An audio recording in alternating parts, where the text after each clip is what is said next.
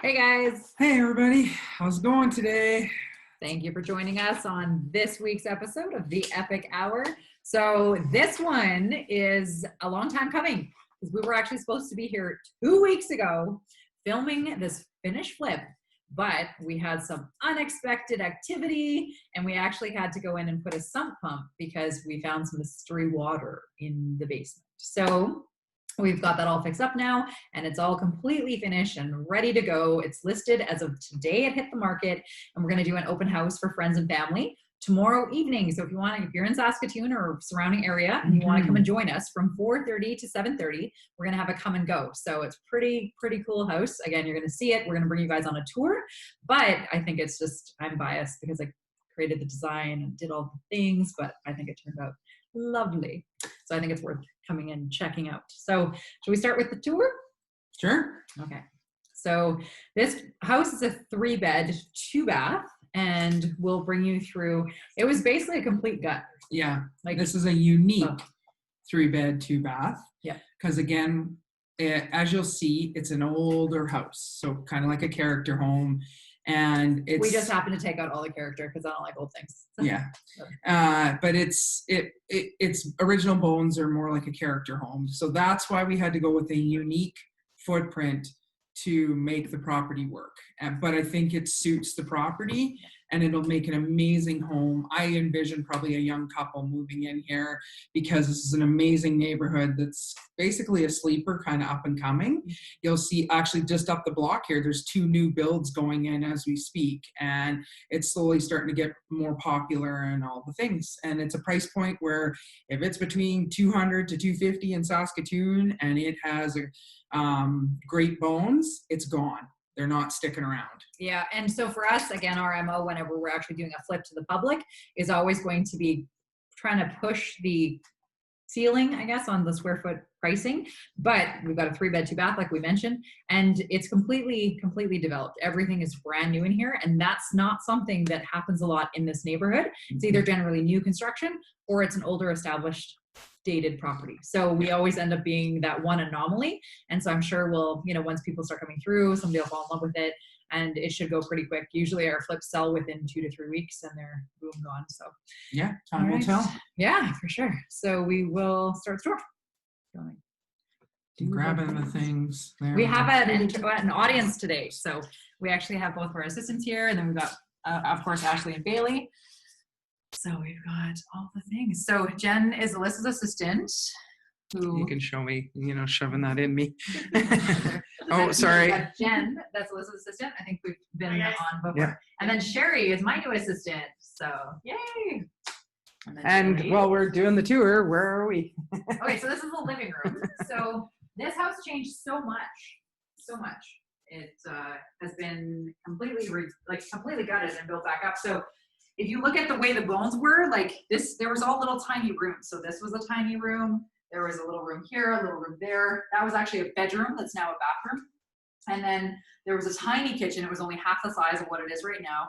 And then that's where you could actually walk up the stairs to get to the upstairs from back there, which we completely reconfigured. So Alyssa had a really good idea with doing this. But anyway, gutted everything, built it back up, and tried to make it as open concept as possible. But of course, it's an older house, so the kitchen's still off on its own, but yeah, super nice. So just take a look-see through and see what you got. So I'm literally going to come through the front door as if you were like seeing the house for the first time. So street view, woohoo, nice pretty street. Look at the leaves, hey, fall is here. That's okay, that's just Ashley sneaking by. So you're going to come in, see our shoes, woohoo, and this is the front entrance. This originally had no closet, had no heat, did not have a brand new window, but we did it and made it nice. There was an exterior door here, but instead of putting another door, we opted to actually include this into the house. And then like Rochelle said, off to the right here, this was a small little bedroom. And then there were the 2 rooms here that are now the living room and the dining room. The staging is to the 9s. We'll talk about that later. And this house was so crooked, guys. Like, I don't even know what the deflection was, but it was bananas. Like, it was just like, woo, woo. So we had to put in teleposts and adjust and shim and all the stuff. So Rochelle mentioned earlier, there's a loft in this house. And so the stairs, ironically, used to go to the other side into the kitchen. So we ended up deciding it made more sense to open these walls and turn around and bring these stairs into the bigger chunk of area, because before, with these stairs going into the kitchen, which you'll see the new kitchen after, it took so much square footage out of an already tiny kitchen. So by adding a door at the bottom here, we can now, it's a bedroom. So as you come up here, you'll see, and I think Ashley's behind me. So we staged it as an office, but this is an amazing space for kids or any of those kinds of things, or somebody who's maybe working from home. You'd have your own space. We did this unique closet door that really is cute. It's got the great big closet up here, good for storage, all the things. I can let Ashley in there so our other viewers can see. New windows. Windows are a big one for people. If they don't have the ability to work with contractors to put them in, do any of those kinds of things, it can cost people a lot of money. For us, it doesn't cost near what it costs, you know, the average person. So we always change the windows.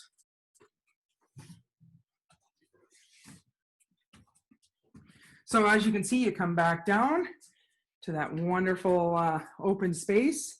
We'll go to the bathroom next. Like Rochelle said, it was like a really teeny tiny bedroom before. So we added a tub, shower combo, toilet, and all the pretty things, and a good size vanity. And then off of the open concept living area, there is this cute kitchen. I guess would this be a galley or is it? I don't know, it's a kitchen. It's a kitchen, I don't know. So remember how I talked about the stairs going the other way? Well, here you can see the stairs. And then so they used to literally, all of this cabinet up to here would have been stairs, right?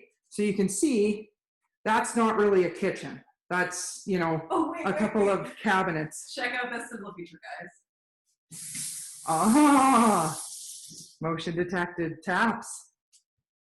So again, nice pantry, nice closet. And Rochelle did an amazing job on the backsplash choice. The counters are that's granite, right, Rochelle? Quartz, sorry, my bad.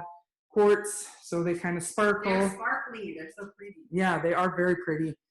Cabinets all look good, lots of drawers. We were able to pull all of these appliances out of other projects that other people tried flipping houses, and we ended up buying them and turning them into rentals. So we pulled all the appliances, so we didn't have to spend a penny on appliances. Right.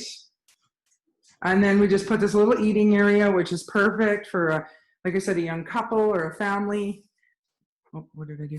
Did I touch something? No, I'm just making sure we've got battery. Oh, okay. And then the fridge just fits in there perfectly. And then we'll go into the basement. So this is the back door. I'll show you the yard. An amazing treed, beautiful yard. So this neighborhood in Saskatoon is Holiday Park. And it literally is, we're on what, K? So this park is literally, or we're like, I don't know, 7 blocks, 8 blocks off the river. So super desirable. There is a little bit of a small garage / shed for people, but there's an amazing amount of room for somebody to put a massive 2-car garage back there. And then all this parking. Everything is here. So yeah. Back in the house, head downstairs. So new flooring, new handrails, new electrical, new plumbing. So what we did downstairs is this used to just be a room. Nothing, it was just nothing. Had this massive window already here. We just needed to put a new window in, and we put it as a young kid's room. So you can see Rochelle with her staging, and yeah, perfect closet space. I think it goes around. Yeah, so lots of storage. You can see, oh, these are great prints. I don't know where she got those. Those are cool. Those remind me of being a kid. Right? And then, you know, she always stages to make people believe it's homey or it's home, but she'll get into that later. So as you can see here, we've got the electrical completely done. Everything's good. Just need a magnet on that, I guess. There's always something that comes up. So laundry room, it's a little tight. We did hot water on demand so that we could make this the utility room. The washer and dryer are here. They work. Like I said, it's a hair tight. Again, if somebody wants, they could easily move them into that other room. All kinds of things. I need you to hold it. Oh, okay. I'm on too. Okay. Okay. And then, sorry, I'm getting commands from the background. So yeah, as you can see, all new HVAC, all the things. And so here's one of the other reasons we chose to bring the bedrooms into the basement is we were able to add this beautiful bedroom or bathroom and bedroom, right? So I'll go in there in a sec. So in the bathroom, we actually did what's called, we call it anyways, a Jack and Jill.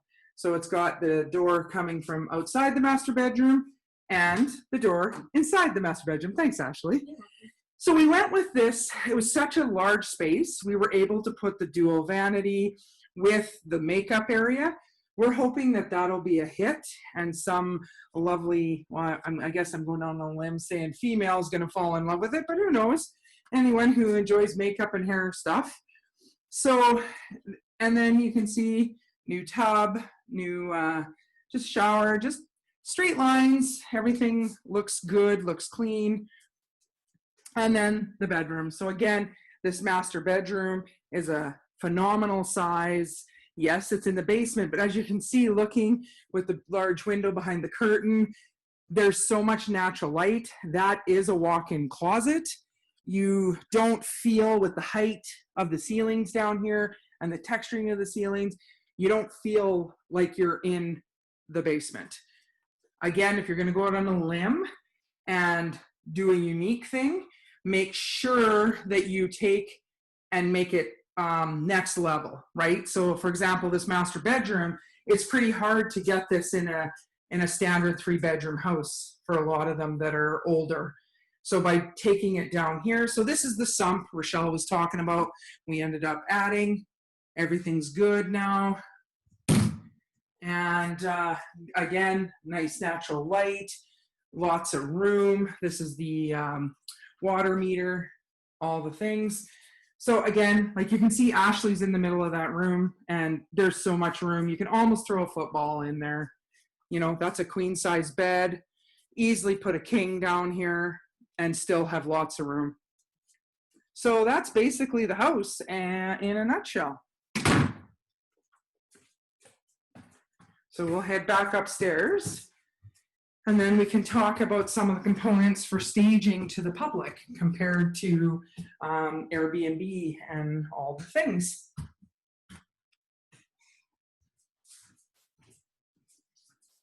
I'm back. Awesome. How was the tour? Good, I think. Nobody complained, but I don't know. Cool. Awesome. Well, that was quick. Yeah. It's only 15 minutes, so we've still got 45 minutes. Does anybody have any questions? Do we even have people following? Yeah, there was people there. Watching? Oh, yeah. Awesome. Cool, cool. I know lots of people watch the replays, but I don't know how many people are actually joining in us. So, yeah. Yeah. So if we have any questions, it would be good to ask them. So we could start, I guess, telling people about the difference of staging and It's gonna this. fall. Hmm? It's gonna fall. The staging of a flip to the public compared to, like, we were at the Airbnb last time. Right. And so maybe there's some examples you would show of differences. Yeah. Well, essentially, if I'm staging a flip to the public, I'm always going to try to think about who might be buying this property. So I imagine it would be a good starter home for somebody. So whether they be a single person, whether they have a family or whatnot, because the master's in the basement, that's a little unique, right? And again, we worked with what we had. There's really no other good place to put it. I mean, we didn't want to put the kitchen in the basement. So for us, that's just what made the most sense by having a Jack and Jill ensuite. Again, you know, wanting to put a bathroom down there, but not wanting to make it just an exclusive to the master. So that's why we decided to do the Jack and Jill. And we've done that in a couple other properties and it works out well. Again, it's not ideal to some, but works well for us.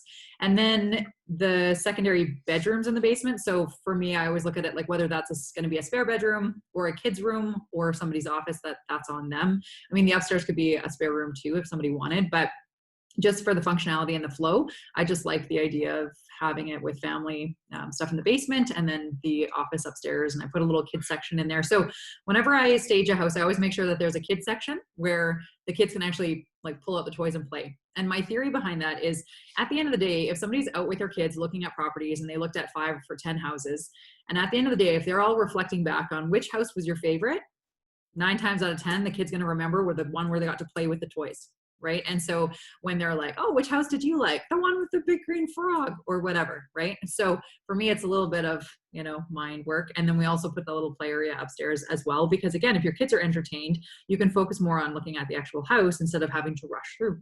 Well, and let's face it, you also probably thought about the way things are right now, that with the office being up there, a lot of people are working from home now. This is a thing.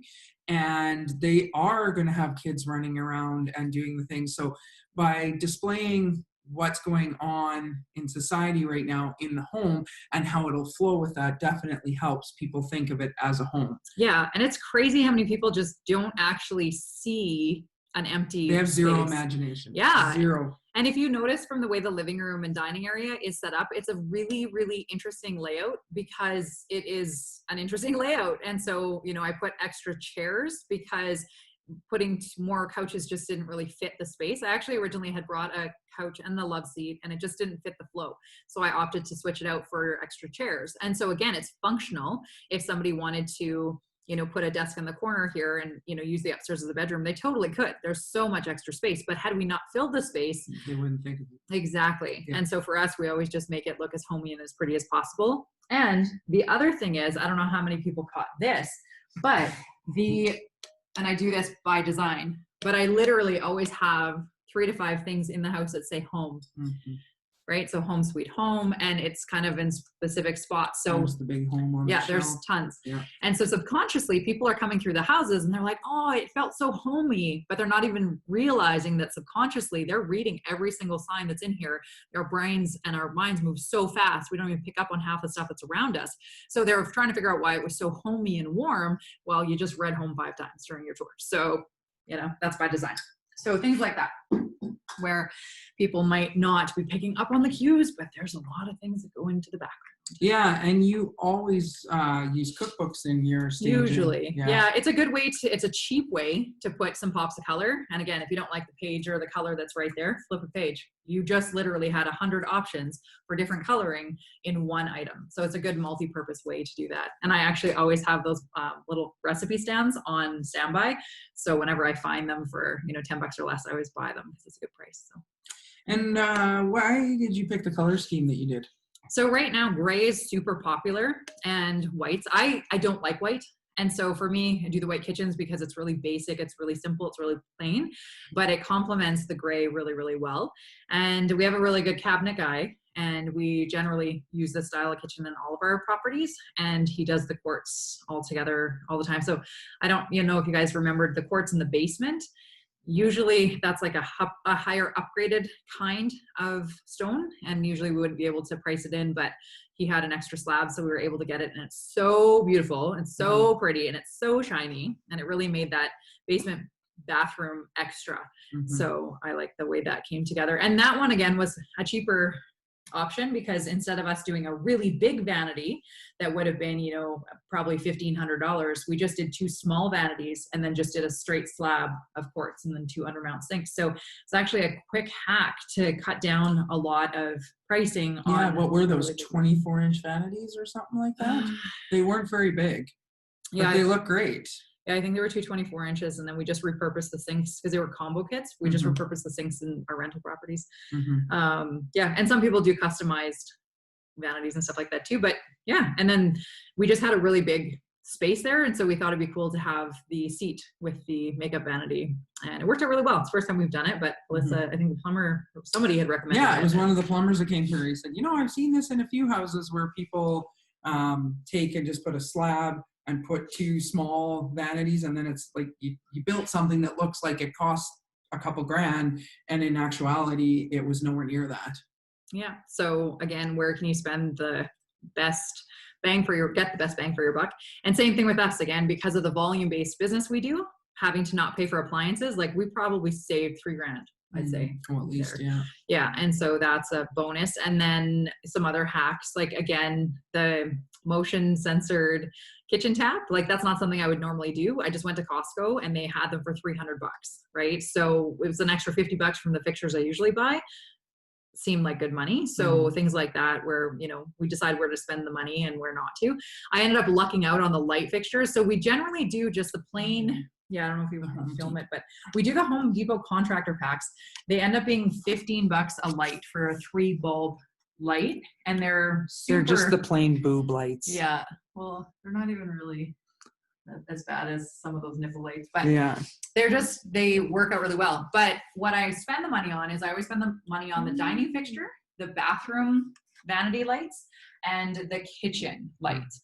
And so what was so interesting is I actually went to Richardson Lighting in Saskatoon, and every time I go there, I seem to hit sales, and I ended up getting all the lights that we needed. And I think it was, I don't know, I think it was less than $500, which was way cheaper than I planned on spending, which is awesome.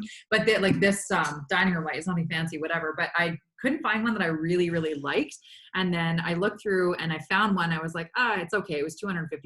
Again, I was not being able to find anything. And then this one was $90 and it was in the clearance section.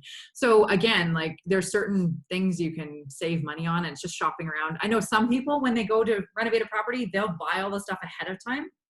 But for us, we just don't do that. I like buying stuff, on sale, and I just kind of go with what I have. I have an idea in mind, and I just kind of go with it. Like the chevron tile, I had half of it in stock from a past renovation. We didn't end up using it. So Home Depot had the rest in stock. I just went and topped it up, and we ended up using it there. So again, by having the warehouse, having stuff on hand, we can go and do stuff like that. So Absolutely. Works out well.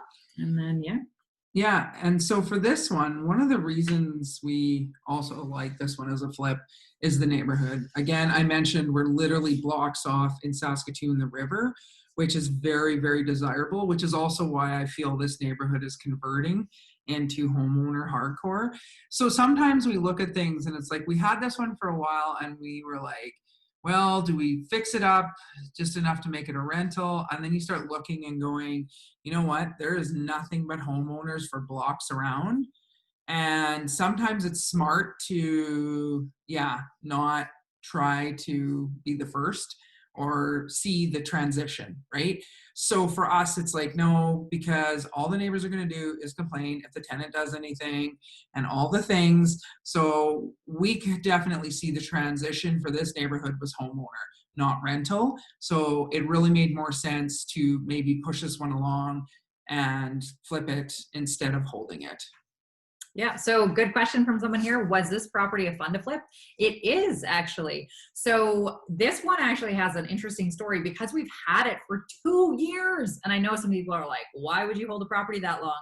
So literally the week we bought it, they actually chewed up the road on the front here and they put in all new sewer lines. She's not explaining that well enough. They literally dredged the street, meaning 9 feet straight down for 7 blocks, 7 blocks, 7 blocks, just gone, obliviated. You literally had to park miles away to get to the property. And it wasn't like this for a week or 2 weeks. It was like this for months. Yeah. And then it went into winter. Yeah. And then we ended up switching, kind of pivoting the way we were doing the business. And we were like, do we round back and do this? And we only had so many workers and it was just craziness. So we ended up just kind of boarding it up, leaving it alone. And then we finally were able to come back and get in here. What was interesting is this entire time, it was a fund to flip investment. Mm-hmm. So again, the way our fund to flip opportunities work is our investors get paid no matter what. Yep. So we had had one investor for 6 months. We asked them if they wanted to renew for another 6 months. They said, yeah, we're fine. They renewed for another 6 months. So they were on it for a timeline. Then they said, hey, we got bigger stuff going on. We need the money back. I said, no problem. Refinanced them out. And then from there, we had a new investor. That investor was on it for another 6 months. And then whatever they did, a renewal, whatever it was, they needed their money back. Because again, everybody has different purposes, no problem, whatever.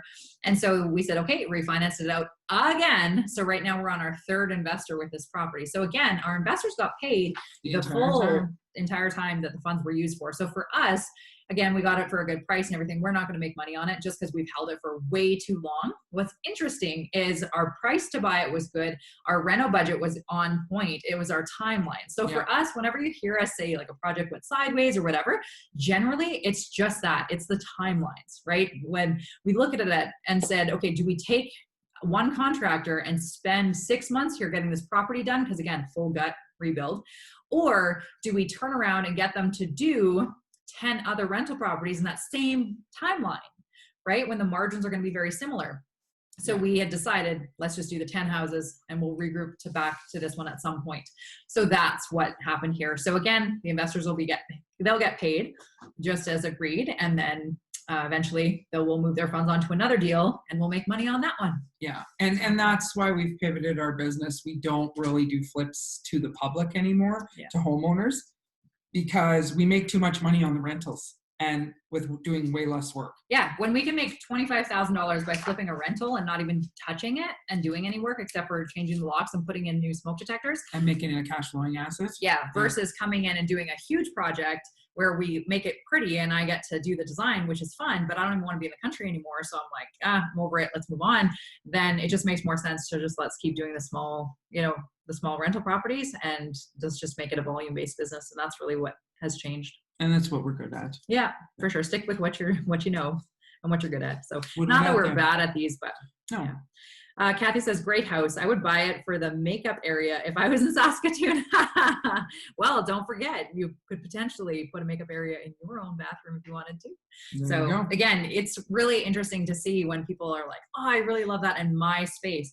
A renovation, I mean, a bathroom renovation, probably about $5,000. But if it's going to make you really love that property, then it's probably going to be worth it to renovate and stay. Right? Especially if you've got a long time you're going to be there. Totally. Paul says, is this the same house for Friday's open house? Yes, it is. 1228 K South is the address. Open house tomorrow from 4:30 to 7:30. We'd love to see you guys. And yeah, it'll be just come and go. So nothing too crazy, but we sent the invite out because we've had so many of our team that have been through this property on different aspects, different timelines and everything. We just figured, actually Bailey came up with the idea to have an open house so people can kind of come see it. And then, some of our team could bring their spouse to work.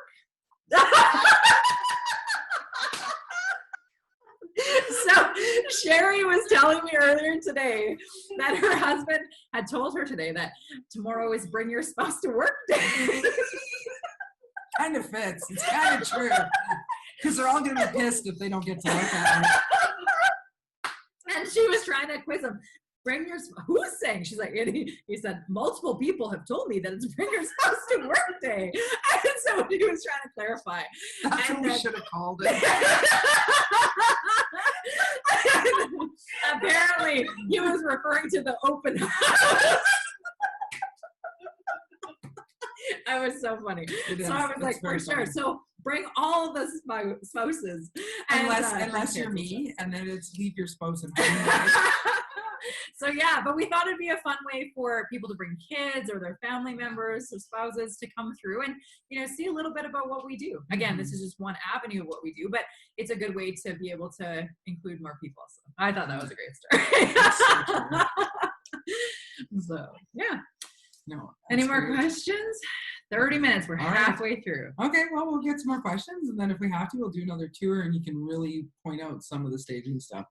So we've got, here's an example. What are the biggest risks associated with flipping a house? Well, we stated one of them. Ours tends to be the breakdown of timelines. We don't flip anymore because they take too much of our manpower. Again, we regrouped and realized we were really, really good at the rental properties, and that is our focus and that is our system.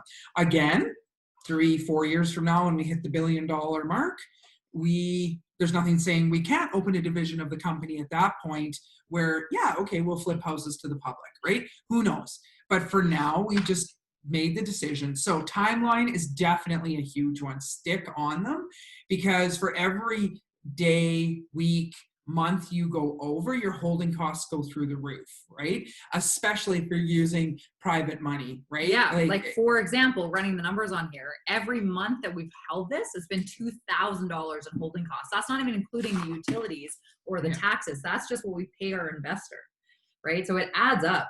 So every time you look at the math and, you know, it's what's the cost. But again, for us, it was what's the cost of holding on to this one versus what's the cost of having a team tied up on this one property for that long. Exactly. And that's why we said for us that it just made sense to let it sit for a little bit, because we were going to make way more money doing the 10 rentals than we were doing one flip. Totally. So Glenn has a comment. The paint looks great. The color really pops in this video. That's awesome. Thank you. I love picking the paint colors because it just can really make or break a house. Like nowadays, it's rare for people to do browns. Most of the things are gray, but at the end of the day, it's obviously going to be preference, but I go with really muted colors in theory. I guess like this is pretty vanilla for something that I would pick in my own home. But again, we're trying to hit the masses and we're wanting that 90% of people to love it and go from there. Yes, comment? I have a long comment / question Okay. From Jerry. He says, great colors. Everything flows well with floor, paint, trim, kitchen cabinets. You mentioned sump pump. Does that mean you cut into the basement concrete floor to complete an internal weeping tile system? Was that a larger expense than expected? Yeah, we had to just do the smaller portion of it. And it was, honestly, we had this property, like Rochelle said, for 2 years. There was never an ounce of water. Dry as a bone. 2 years. This is not a neighborhood that typically takes on any water. It was dry. We were in the middle of a mini drought, honestly, when all of a sudden the water sprouted up from in the house or whatever. So yeah, but again, we're not going to toss a house off on somebody. That's our integrity. We realized that we went in, figured out, we checked all the plumbing in the bathroom, we checked everything, and we're like, we couldn't figure it out. They checked everything through the entire house. Yeah. The kitchens, the bathrooms, everything. Yeah. And so we were like, okay, it's got to be groundwater. And it was in the end. And we were shocked because, again, this is not a neighborhood where water is a thing. Like, it's just not. Which is why we didn't do it in the first place, right? Because there was no cost. Yeah, there was a cost, but our integrity is worth that added cost. And it's not worth not doing because, sure, we could have just cleaned it up and went, well, it could be years before you see it again. But we're not going to do that to the homeowner. That's not fair. Yeah. And the other thing is too, like, yes, in theory, if somebody was going to have to go and hire an outside company, that would cost you like an actual, like, not a, what do you call it? Like a retail rate. Whereas for us, our team can do all of that stuff. So everybody's in-house. So it probably costs us about 50% less than it would for someone else to do it. Yeah. So that's the other benefit of us having all of the. And that's the cool thing about vinyl plank flooring. Yeah. Because it can be easily pulled and put back down. Yeah. Okay? So it didn't destroy any of the flooring. Not at all. Pull it up, you dry it out, put it right back down. Yeah. And it was so that for any of the stuff that we had to come in and do, it wasn't a hard thing at all. Yeah. And having the team in-house, like you can't even put a price on that. Yeah. Because again, if we were supposed to go out and have an outside company, we'd be at the mercy of their timeline. And, you know, if it's billable hours, right? So for us, it just works itself really, really well. All right. And then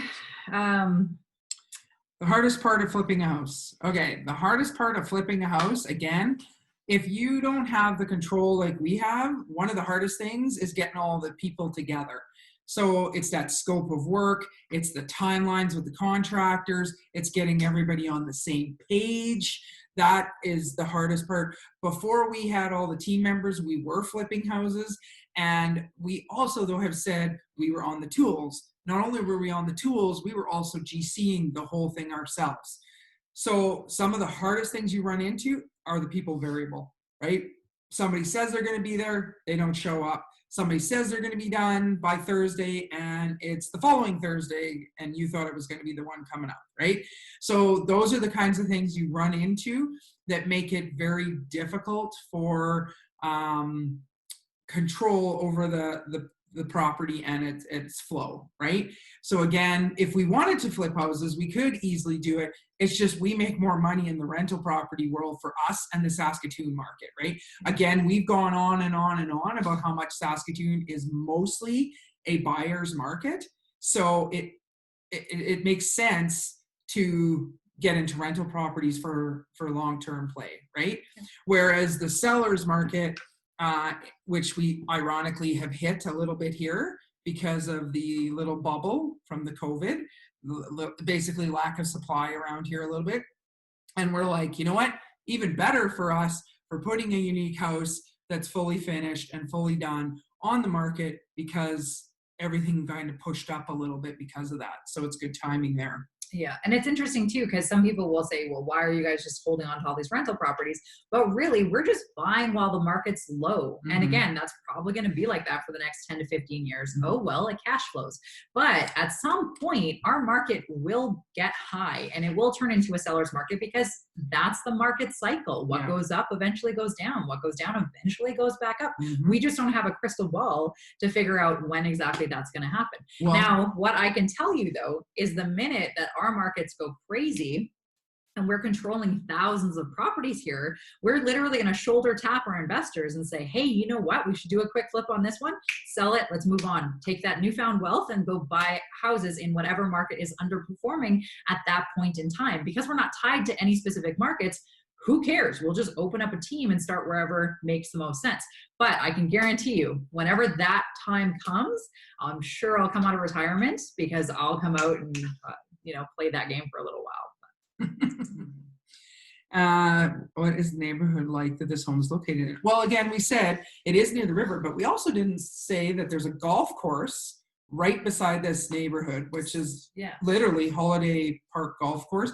Campgrounds, has its own indoor skating rink right here, ball diamonds. It's got a lot right here. And like I said, and it's what would you say this is, 6 minutes to downtown from here? Yeah, tops? It's pretty close. So if you look at Saskatoon, so this is the Holiday Park neighborhood. It's one of the, it's kind of the farthest west, really for this neighborhood. It kind of ends out and then it goes into farmland behind there, doesn't it? It goes to the river and then so it's kind of like its own little pocket. This is south though. South, right? South, so I'm just thinking the west side of town, but it's southwest. So from there it kind of ends and it's its own little suburbia stuff. It's really interesting. And then there's a lot of parks and a lot of privacy, and then you've got the walking trails by the river, and the river leads right down into downtown. So you've got Holiday Park, then it's beside King George, which fences Riversdale, and then which leads right into downtown.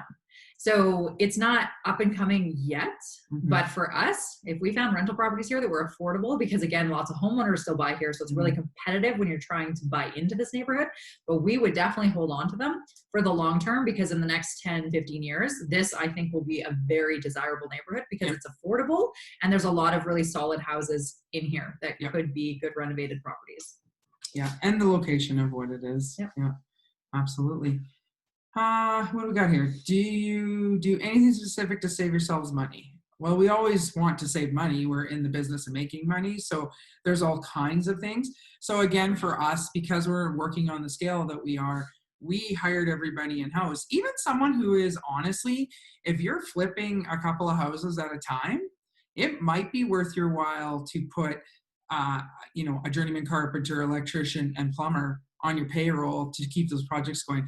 Now people say, oh, well, but that's not possible. Actually it is, because if you look at our team and our crew and the trades that we have, our electricians know how to mud and tape and paint. Our carpenters know how to do minor electrical and plumbing.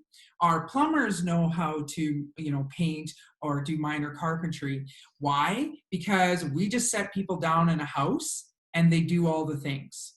Right? So there's nothing saying you couldn't technically hire a couple of tradespeople, keep them going, but get the ones that know how to do everything. There are lots of tradespeople.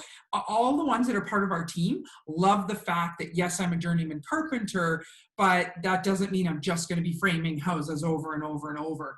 I actually get to do from the demoing all the way up to the finishing. Right? And that's interesting too, because for us, sometimes if we hire somebody and that person says, oh, well, I'm an electrician, we're like, okay, well, what's your skill set? Yeah. And they're like, well, I wire things. Mm-hmm. We're like, okay, what else? Yeah. And they're like, well, I can hang lights and I can rough wiring in. And we're like, yeah, but what else? Yeah. Right? Like, can you do mudding, patching, this, Anything. and that, right? And they're like, oh, no. Would you be willing to learn those things? And if they're like, no, then you can't work for us, because the trade-off is that we can keep our staff and our team busy full time, but you have to be willing to do the things. Mm-hmm. So for example, if you needed to do yard work, because that's where we were at finishing up this flip, then you go grab a shovel and you do yard work that day. I don't care that you're getting paid a journeyman rate. That's where I need you today. Go do the things. If there's any sort of ego or entitlement that comes from that, if they're like, no, I don't do that, I'm too good, you can't work with us. Yeah. It doesn't fit the corporate culture. And that's also the cool thing about having our apprenticeships on board, or apprentices on board, because they go through that. You know, they start out as laborers, they're hauling garbage, they're cutting grass, all the things. And then they move into an apprenticeship and they get rotated. So they'll be a laborer for a bit. Then they're going to work with the carpenters. Then they're going to work with the plumbers. Then they're going to work with the electricians. And they literally, for their first 2 years, are doing all the things, right? So even if they don't stay with our company, the cool thing is we're putting amazingly capable people out into the world. Right? And they have a greater chance to get on somewhere when they can write out, yeah, I've installed flooring, I've done these things. Even if they, somebody says, well, why would a trade want to leave? So I'll use the electrical world as an example. We don't do commercial typically, and we don't do industrial, but if that person's dream is to be an industrial electrician, well, who am I or who is Rochelle to get in their way, right?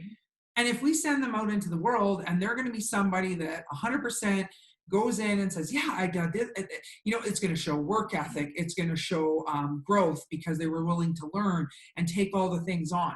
So maybe it's something to consider in your flipping business, that maybe you should have a few core people. If that's really what you're doing, is flipping a few houses at a time, not necessarily a bad thing to do. Yeah, you just got to figure out the numbers, and if it makes sense, cool, do it. But again, that's a whole other can of worms, because now you got to get WCB, and then you got to get all the licensing. You got to make sure all that's done. But again, if you've got volume to keep you up, then you go from there, right? Mm-hmm.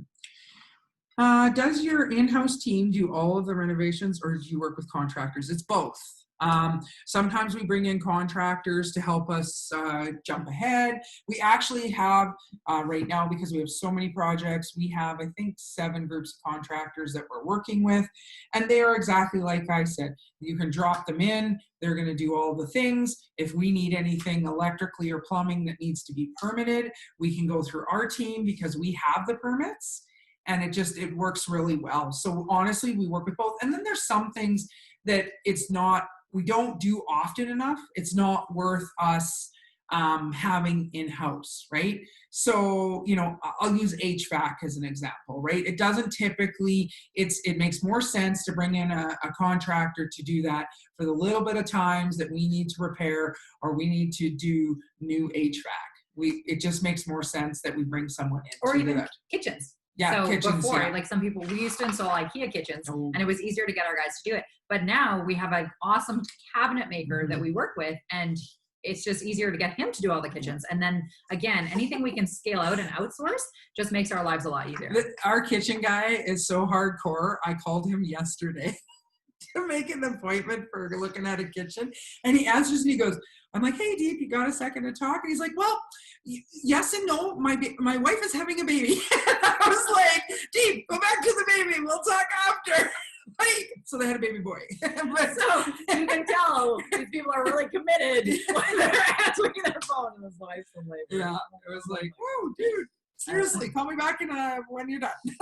So Paul says, bomb work environment. It shows. Aw, Yeah, thanks. thank you. Yeah, again, it's one of those things, right? We worked really hard on building a corporate culture where everything is aligned. And for us, we need everybody to work hard. We need everybody to work with integrity, and we need everybody to communicate well and really bring their A game. Mm-hmm. And it makes everybody's lives easier, right? You're able to rely on your partners in the projects you're working on or whatever, and people can communicate and get things done. And it's all chaotic. I mean, there's no day that's predictable, no days like the next. So it's interesting too, because sometimes people are maybe like more of a blueprint type person where they want things to be a specific way all the time, and they need to know from day to day exactly what they're going to be doing, and they want days to repeat. And I'm like, dude, it's not going to work. Just like, it's not going to work, because that's not going to happen, right? We had an accident in front of the building today, which was crazy, and it was like all these different things happening, and it was like absolutely craziness. And that got handled. Everything was all over the place, but it was just like, what, like, where does this happen? And just craziness. Mm-hmm. So you never know what's going to happen day to day. It's always an adventure. Disclaimer: none of our team got hurt. It was automobile accidents, and we're all good. Yeah, So, but craziness, like. It is true. We never know what's going to be happening or what's going to go on, and we want it that way. It keeps us all on our toes. Yeah, keeps us young. I guess it's true. It's true. My wrinkles don't say something. I think we should do kind of a secondary tour, just a hint to really dig in to show a couple of the really. Do we have any more comments or anything before we pull away from this? Okay. Because I think we only got like 10 minutes left. Okay. So when I was designing this property, again, the bones of the property are like pretty basic as far as like Alisa does more of the floor plans and the layouts. And I'm like, just tell me when it's done. Tell me when you need to show the floor, the trim, colors, paints, all that stuff. Let me know when I got to go pick up the vanities or pick up the fixtures or tile or any of the pretty things. And then I'll bring that over and talk to the contractors. Up until that point, I'm like, just get the house done. I don't care. And so when we were picking the flooring for this house, I absolutely fell in love with this gray plank. Like, I absolutely love it because it's a nice light color, but it's really versatile. And I just really, really liked it. You can see the grain. Yeah. I just thought it was pretty cool. So ironically, all the stuff that we used in here for staging is all stuff I had. I think I bought this picture because I thought it was pretty and it would fit that wall. And I think there was maybe one other picture that I bought. Oh yeah, that blessed one. That was the other picture I bought. But really everything else in this house I had on hand. I have a lot of staging stuff. It's kind of great. And there's the home sweet home again. Another one, yep. But everything else, I've got multiple staging garages. I keep a lot of stuff on hand. And so if you look around, it's like, where did the stuff come from? It was actually just in my garages, and it's just a matter of putting stuff together. So the TV. Home sweet home. Yeah. Usually I don't stage with the TV, but I had an extra one on hand. So I was like, put it in. So when it comes to the vibe, I was going for like a modern rustic vibe.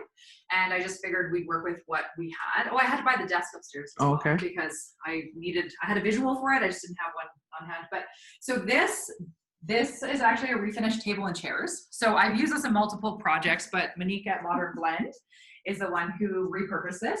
So it's awesome because I'll bring her furniture that has good bones, and I'll give her a picture off Pinterest. I'm like, hey, can you turn this into this?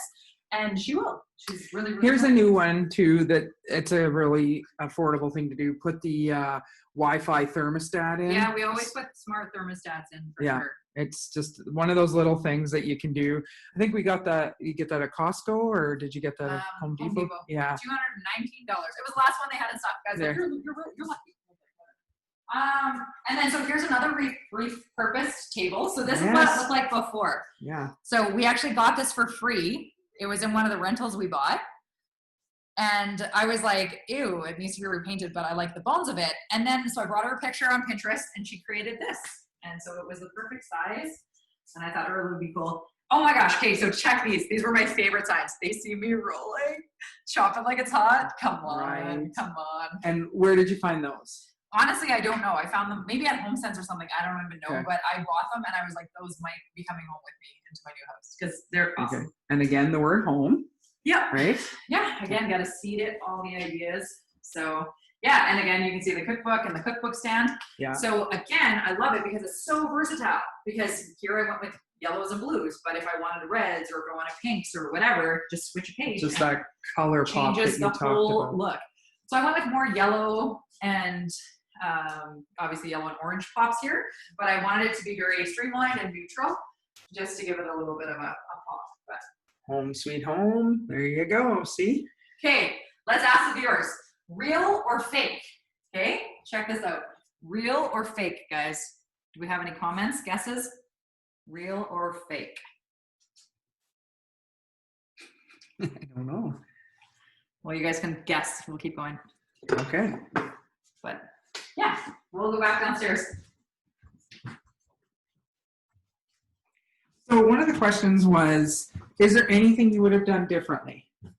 Oh, yes. There always is. The one thing I would have done differently in this house is make this room bigger. I was not Yeah. part of this design, Yeah. and it definitely is not big enough. Yeah. But it has the wall-hung hot water heater on demand, which Yeah. is nice. But this washer machine, it was actually supposed to, not great. It should have been, a stackable option should have been placed in here. Yeah. And, it is what it is. So again, not ideal, but it still works. So, it is what it is. But hindsight being 2020, I definitely would have made this room bigger. But again, it's an old house because we have a lot of wasted space out here. Again, we couldn't move the stairs. We already built new stairs, and we're kind of stuck with what we had. But definitely when we can figure something. Anyway, it's over. So and then the kids' room again. Some people might have said, well, I would have put a bigger bed, whatever. I just love staging these like this because they're so freaking cute. Yeah. You can see, remember she was talking about how a kid should fall in love with, look at that T-Rex. Like every kid is going to try and pick it up, and you know what? And they do. They move the stuffies around, and it's so cute to watch when families come through. And we don't care. We let them grab the books, look at them, play with the stuffies. It's all can be put back. I love that the closet is like perfect size for a little dude or a little girl, and then it'd be like just their nice height. It's so cute. Again, it just worked with what we had, right? Yeah. But it's set up for little people for sure. And then again, this bathroom, it's a really big bathroom, which is awesome. And again, some people like the Jack and Jill, some people don't. If you don't want it as a Jack and Jill, you don't need it as Jack and Jill. Lock the one door. Call it yours, right? Yeah. So it's versatile that way. And then this picture is cool. Yeah, I was looking for something at HomeSense that was, simple, elegant. So here's a quick hack. So I got all of these mirrors. They were, I think, $40 to $50 at HomeSense. So I bought all of our mirrors for all of our flips and our rental properties and our Airbnbs at HomeSense. It's the cheapest place to get mirrors. They have really good variety. Around here, yeah. But they're pretty universal. Mm-hmm. And they, it was kind of a unique scene. I needed 2 matching ones, one in the middle, but I think it worked out really well. Mm-hmm. Yeah, it looks really good. Again, this is what we were talking about with the 2 vanities that were just like the 24 inchers. We built them in and then just put the slab across. Yeah, quick and easy. And we don't always do tile backsplash, but I think it just really finished off everything in here. Mm-hmm. And then, these nightstands are actually Monique's as well. So these are refinished. Yeah. Nice. Yeah. And the lamps? Didn't know anything about them? No? HomeSense probably. I don't know where my staging brush. Question. Okay. Did you use dry core in the basement? No, we did, it's brand new, brand new concrete. So we just did vinyl plank right on. Yeah. So again, might be a little bit cold in the wintertime, but you can always just warm it up with area rugs if you really wanted to. But yeah, the concrete was really, really good. Yeah. Yeah, and then the walk-in closet. Yeah. So I was a little bit peeved because it was all done, all ready to go. And then when the whole sump pump thing happened, they had to pull down my closet system to build a pony wall so that they can add the sump pump in. So I had to go and redo the whole thing. So anyway, it worked out okay, but. And again, the colors of pop. I don't know how you figure out what the thingies are to put the thingies and the pretty little things. That little sign sums that up. Yeah, that's the staging stuff that I have so much fun with. All the pretty things, making it match. We've got a couple comments. Okay. Paul says beautiful, and another individual whose name I don't know says very nice. Oh, awesome. Oh yeah, and then check out the shades. right? So this is like beautiful. I don't know Yeah. how much this piece would cost new, but I got it for $100 on Kijiji. I Right? was like, score. Was so That's a big score. yeah. That was pretty cool. What about that print? Did you get that? I don't know. It was like No. $20 online or something. I'm not Okay. sure. But yeah, again, staging stuff. I didn't buy it. Okay. So no idea. Yeah.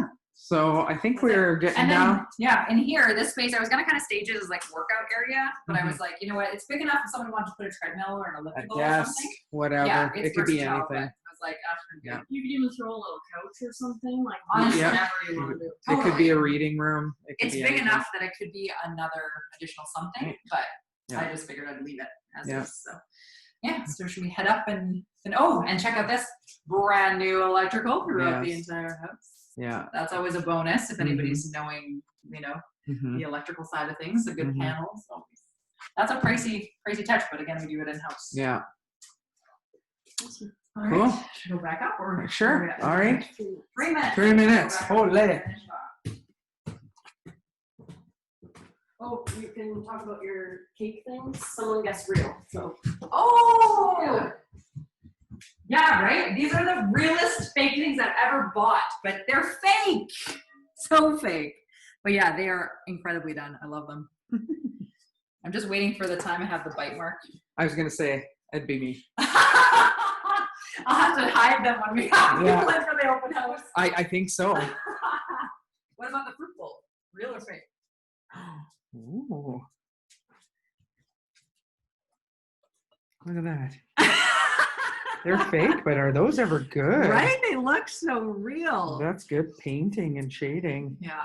one more last question. Jerry says, Rochelle, where did you get your eye for design and staging? Oh, you know what? I've always just been obsessed with pretty things. So I guess I was born with it, maybe. Yeah, don't look at me. You know, it's interesting too, because when you look at, just as a person, what your likes and dislikes are, I've always loved developing bedrooms and painting and refurnishing furniture and stuff. And so for me, I had actually thought about becoming an interior designer. This is like my former life. And I just looked at the numbers and I knew that the only way I could make a lot of money at it is if I designed for like high-end people or high-end houses, which is not my vibe at all. I love doing things on a shoestring budget and making a dollar stretch, and there's really no money in that, the kind of money I wanted to make. And so I decided not to do that. So this is a great way that I actually was able to marry some of my big passions into a multi-million-dollar business. So worked out well. Anything else? We got a couple minutes. We can talk about our next week's webinar. So it's going to be Thursday, September 24th at 12 p.m. Saskatoon time. And 11 a.m. Pacific time, and that is 2 p.m. Eastern time. Cool. And we don't know the topic yet. If you guys have any suggestions, please message them in. Yep. We would love to be able to bring you guys more content that you are finding relevant.